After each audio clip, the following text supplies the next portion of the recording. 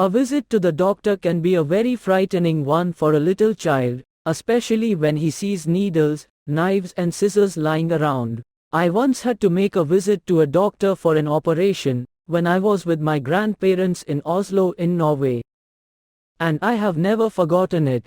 We were visiting my grandparents' house during the summer holidays when my mother said to me, "We are going to the doctor this afternoon. He wants to look at your mouth and nose."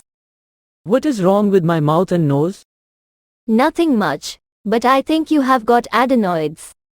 Now that was a difficult word for an 8-year-old, so I asked her, "What are they?" She told me not to worry about it as it was nothing.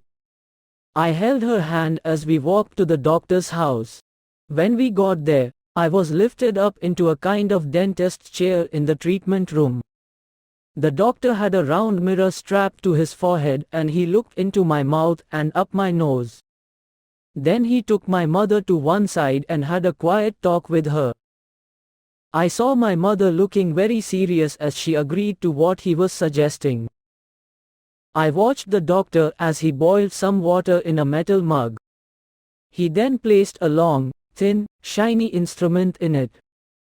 I was not frightened or worried as I was too young to realize that something out of ordinary was going to happen.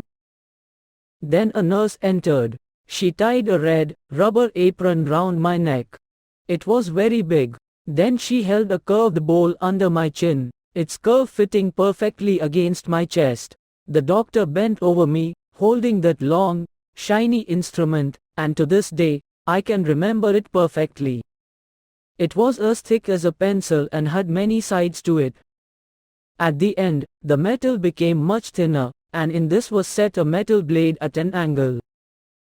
The blade was just a centimeter long, very small, very sharp and very shiny. The doctor said in Norwegian, "Open your mouth." I refused as I thought he was going to do something to my teeth, and from my past experiences, I knew that it would be painful. The doctor spoke again very gently and like an ass. I agreed to open my mouth. It would take 2 seconds. The tiny blade disappeared and went high up into the roof of my mouth. The doctor gave the blade 4 or 5 very quick, little twists, and the next moment a whole lot of blood and flesh came tumbling out into the basin. I was horrified by the huge red lumps that had fallen out of my mouth, and too shocked to do anything but let out a yelp. I thought the doctor had cut off the middle of my head.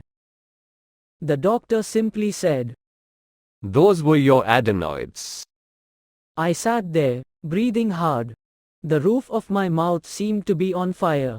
I grabbed my mother's hand and held it tightly. "Stay where you are, you will be all right in a minute." I was still dripping blood from my mouth into the bowl which the nurse was holding. "Spit it all out. That's a good boy." Then the nurse wiped my lips and washed my face. They lifted me out of the chair and stood me on my feet. I felt very shaky. My mother took my hand and we walked the full half hour it took to reach home. No trolley car or taxi for me.